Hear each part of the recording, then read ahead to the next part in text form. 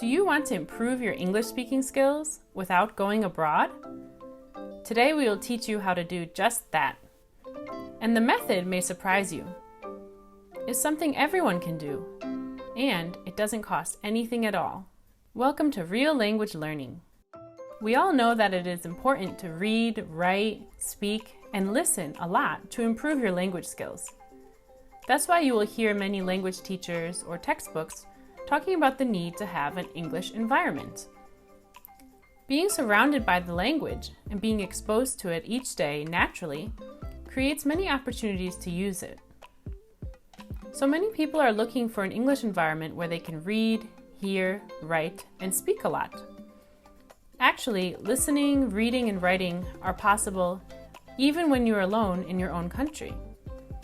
Speaking, though, is not always so easy. Why? Well, for one thing, it takes a partner who also speaks the language or is learning that language to be able to communicate with. Also, you may not find yourself in useful situations where you can use the English that you already know. This is the most difficult part for those who study English in non-English speaking countries. In this case, there is a way to improve your speaking skills without going abroad. The way to do this is to use visualization. Visualization is an ability that we all have had since we were young children. It's the ability to use our imagination to picture different things in our brains. When we use our visualization skills or our imagination in our language learning, it can have the same effect as practicing speaking English in an English-speaking country. First, let's look at some examples of how visualization works. One is the case of Steve Backley. He was a British javelin thrower. However, in time, he was injured and unable to move. During this time, he imagined himself in the game. He imagined himself practicing. These mental exercises replaced his physical training.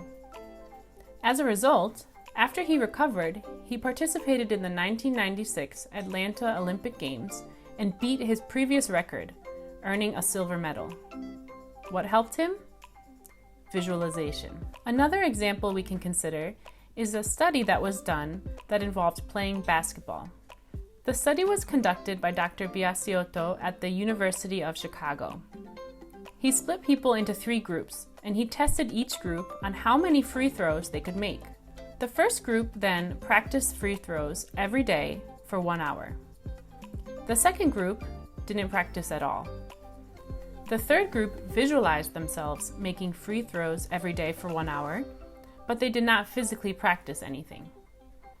After 30 days, he tested them again. The first group improved by 24%.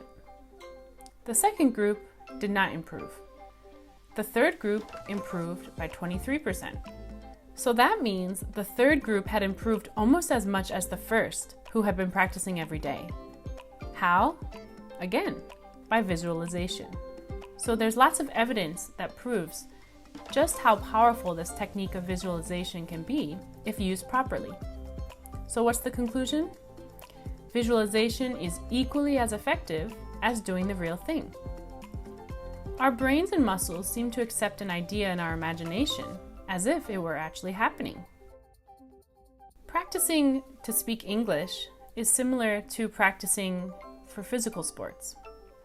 We have 100 muscles in our mouths and 8 muscles in our tongues. Just like the mind-muscle connection in sports, there is also a connection between our brain and the muscles of our mouth and tongue.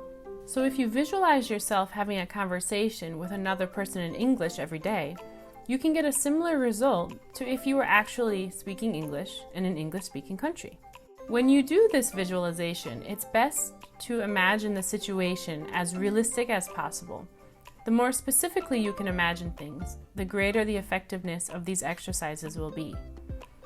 Now, of course, you have to use words that you have already learned. If you don't know the words in the first place, you won't be able to use them in these situations. So first, study, learn some phrases, practice, and then you can try this.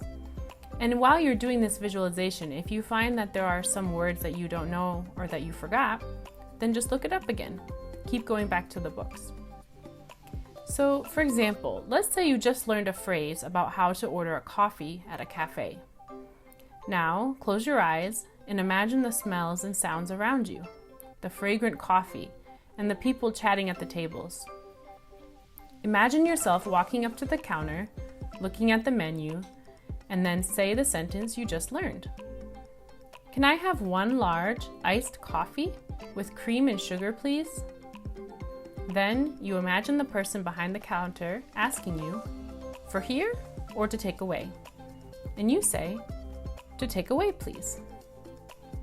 In the same way, you can visualize yourself going to a post office, a restaurant, a movie theater, or the local grocery store. Or you can imagine yourself introducing yourself to new friends at a party, or telling your classmates about what happened that morning. If your language abilities are more advanced, you can visualize yourself in a debate at a meeting at work, or answering difficult questions at a job interview. There are many advantages to using this visualization technique. No matter how many times you say something wrong or make mistakes, no one knows, so you can relax. And you don't have to travel far or spend lots of money to practice. You can have a really good English speaking opportunity anytime, any day.